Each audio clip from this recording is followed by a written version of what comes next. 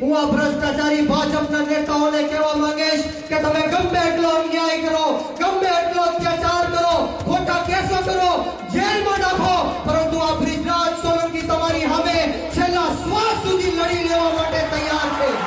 છેલ્લા શ્વાસ સુધી લડી લેવા માટે હું તૈયાર છું. અને તમને લોકોને કહેવા માટે આવ્યો છું કે કોઈનાથી ડરવાની જરૂર નથી, કોઈનાથી ગભરાવાની જરૂર નથી. આ ઈ બ્રિજરાજ સોલંકી છે જે વીર વચરાજને માનવાણ વાળો વંશજ છે.